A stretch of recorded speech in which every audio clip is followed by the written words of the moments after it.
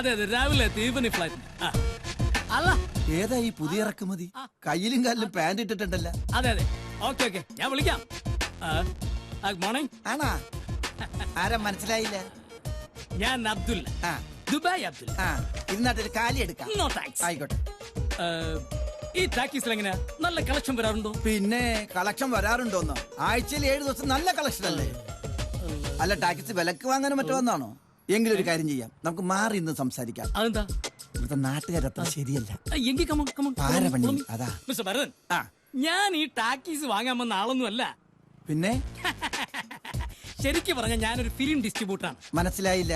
പറയാം. അതായത് എന്റെ ഈ നാളത്രയുമുള്ള ഗൾഫ് സമ്പാദ്യം കൊണ്ട് ഞാനൊരു ചലച്ചിത്ര വിതരണ കമ്പനി തുടങ്ങാൻ വേണ്ടി പോവാണ്. അതായത് ദുബായ് റിലീസ്. നല്ല കാര്യം.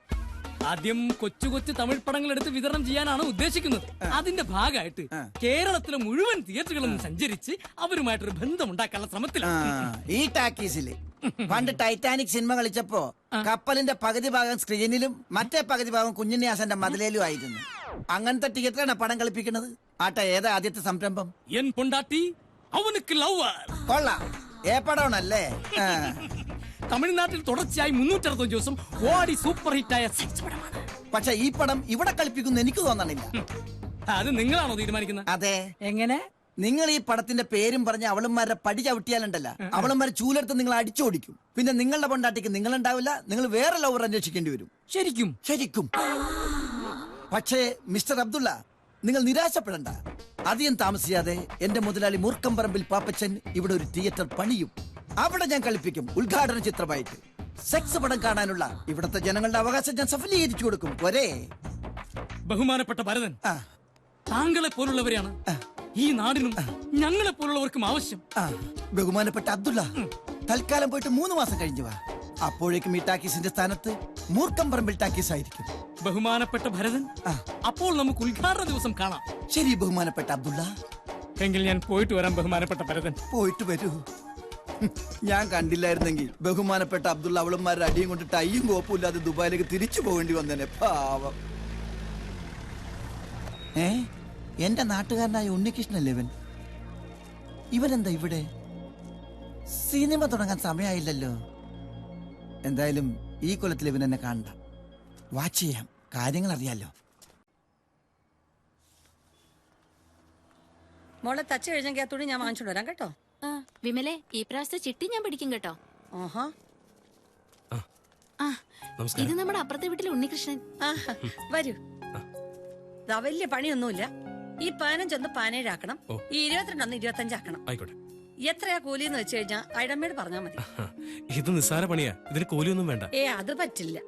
ആരും ഞങ്ങൾക്ക് വേണ്ടി വെറുതെ ജോലി ചെയ്യരുത്. അതെനിക്ക് ഇഷ്ടമുള്ള കാര്യമല്ല. എന്നാ തുടങ്ങിക്കോളൂ. അല്ല, ഈ ചെറുക്കനെ കണ്ടിട്ട് എനിക്ക് എന്തോ ഒരു പന്തികേട് തോന്നുന്നു. അയ്യോ, ഒരു പാവാ. എന്നാലും വന്ന സ്ഥിതിക്ക് എഴുതി കഴിഞ്ഞിട്ട് പോ. അയ്യോ, അതൊരു മര്യാദക്കാരനാ. അതിനെ നോക്കി നിന്നാലേ ബസ് അതിന്റെ പാട്ടിന് പോവും. വാ ഇങ്ങോട്ട്. ഇങ്ങോട്ട് വരാൻ. ഹലോ, കുറച്ച് മണ്ണെണ്ണ വേണമായിരുന്നു. ഇന്ന് 3 ആളെയും പരിചയപ്പെട്ടിട്ടെന്ന് കാര്യം. മിക്കവാറും അവൾ ഇനിയും വരും. വെയിറ്റ് ചെയ്യാം. എന്താണെന്ന് കണ്ടുപിടിച്ചിട്ട് തന്നെ കാര്യം. മണ്ണെണ്ണ കുറച്ച് വേസ്റ്റ് തുണിയും കൂടെ. ഇതൊക്കെ പണിക്ക് വരുമ്പോ കൊണ്ടുവന്നൂടെ? അയ്യോ, ഞാൻ പണിക്കാരനൊന്നുമല്ല, നെയ്ബറാ. പേര് ഉണ്ണികൃഷ്ണൻ. ഞാൻ ചോദിച്ചില്ല. ഇനി വേറെ വല്ലതും വേണ്ടി വരുമോ ആവോ? വേണ്ടി വരും. എന്തോ ഉണ്ണികൃഷ്ണ, വേഗം പണി തീർത്തിട്ട് പോവാൻ നോക്ക്. ഒരു എഴുത്തുകാരൻ വന്നിരിക്കുന്നു.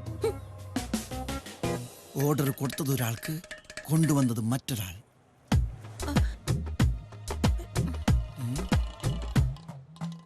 അകത്ത് പോയവളെ കാണുന്നില്ലല്ലോ. ഇനി ഇവൻ അകത്തേക്ക് ചെല്ലാൻ വേണ്ടിയാണോ വെയിറ്റിംഗ്? രണ്ടിലൊന്നറിഞ്ഞ എനിക്ക് പോകായിരുന്നു.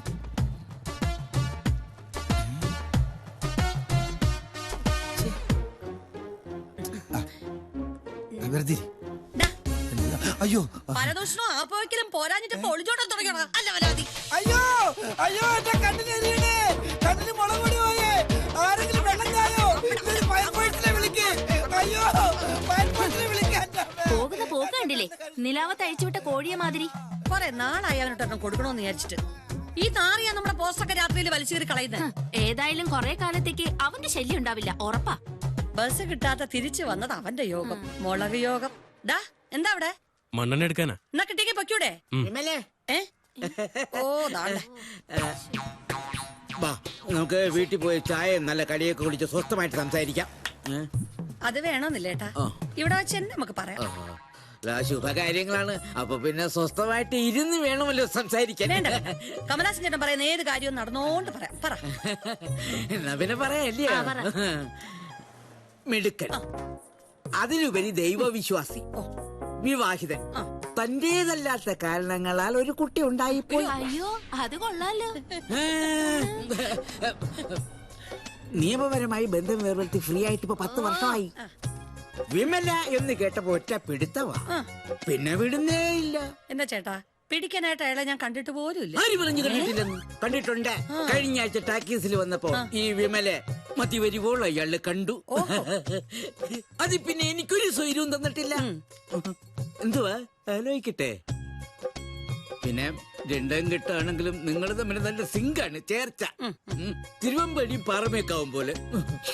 തൽക്കാലം തിരുവമ്പാടി അവിടെയും പാറമേക്കാവ് ഇവിടെയായിട്ട് നിൽക്കട്ടെ കേട്ടോ. അല്ല പിന്നെ പോലെ പോയല്ലേ, അങ്ങനെ അങ്ങ് പോയാലോ. കമലാസ് ചേട്ടാ, ഒരുപാട് ജോലി ഉണ്ടെന്ന് ചെന്നാട്ടെ. എനിക്കങ്ങനെ പോകാൻ പറ്റുമോ? നിങ്ങൾ 4 ആളുടെ കാര്യത്തിൽ എനിക്കുണ്ട് ചില ഉത്തരവാദിത്വങ്ങളൊക്കെ അല്ലേ ഇടൂ. പിന്നെ ഐഡമേ കുറച്ച് ഉത്തരവാദിത്തം ഞെടുത്തേ. എന്താ വിമല ഇത്? ചേട്ടൻ കൊടുത്തു വിടട്ടെ. എന്നാ അത് എന്തോ ഇത് ചോദിച്ചാലും 10 ആയിരം ഒക്കെ ഇങ്ങനെ എടുത്ത് അങ്ങ് തരുവാ. വേണ്ടേ? അത് പിടിക്ക്. എന്നാലും അനുകൂലമായിട്ടൊരു മറുപടി. ഒരുപാട് സമയം കിടക്കല്ലേ ചേട്ടാ, തൽക്കാലം ചേട്ടൻ ചെന്നാട്ടെ. എന്നെ വാശി പിടിപ്പിക്കരുത് കേട്ടോ. കുറെ നാളായി ഞാൻ ഈ ടാക്കീസിൽ കയറി ഇറങ്ങാൻ തുടങ്ങിയിട്ട്. നിങ്ങൾ 4 പേരുടെയും കല്യാണം നടത്തിയിട്ട് ഈ കമലാസനൻ പളനി പോയി ഈ തല മുട്ടയടിക്കും. അയ്യോ ഇതിനകത്ത് ഇനി എന്തോന്ന് അടിക്കാൻ. എന്നാ പിന്നെ മീശ എടുക്കല്ലോ. ഇനിയിപ്പോ അയാളോട് ഞാൻ എന്തോ പറയും. ഈ പേരും പറഞ്ഞ് 4 ദിവസമായിട്ട് 4 ഫുൾ ചിക്കനും അടിച്ചിട്ട് നിക്കുക. അയ്യോ ഇതുങ്ങൾ എന്നെ കൊല്ലും.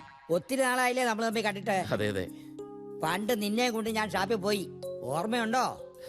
കുടിച്ച് ഷാപ്പ് മുഴുവൻ ഛർദിച്ച് നാട്ടിച്ച് നിന്നെ കൊണ്ട് വീട്ടിൽ ചെന്നപ്പോ അതിന് അമ്മയുടെ നല്ല ചീത്ത ആശാൻ കേട്ടില്ലേ? ആട്ടെ, നീ എപ്പോഴാ ജോലിക്ക് കയറേണ്ടത്? ഇപ്പൊ തന്നെ താമസിച്ചു, അതുകൊണ്ട് നാളെ തന്നെ ജോയിൻ ചെയ്യാണ്. അത് ശരി.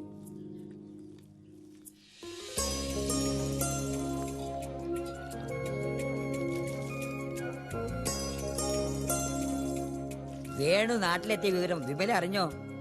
ഇല്ല. ഇപ്പോഴും ഈ മനസ്സിൽ വിമലയാണെന്ന് എനിക്കറിയാം. ഒരു ഗ്രൗണ്ട് സപ്പോർട്ടായി. മനസ്സിൽ പരസ്പരം ഇഷ്ടമുണ്ടായിരുന്നിട്ടും ഒന്നിച്ച് ജീവിക്കാൻ കഴിയാത്തവരാണ് ഞങ്ങൾ. വിമലയുടെ മനസ്സറിയാവുന്നതുകൊണ്ട് ഞാൻ നിർബന്ധിച്ചതുമില്ല. വേണ്ട ആശാനെ, ഞാൻ പോവുക. വീട് വൃത്തിയാക്കാൻ ഒരാൾ വരാമെന്ന് പറഞ്ഞിട്ടുണ്ട്. ഞാൻ ഇടയ്ക്കിടയ്ക്ക് വരാം. വരണേ, വരാതിരിക്കരുത്. വരാം. ആ ഇനി ഏതായാലും ഒരു കൂട്ടായി.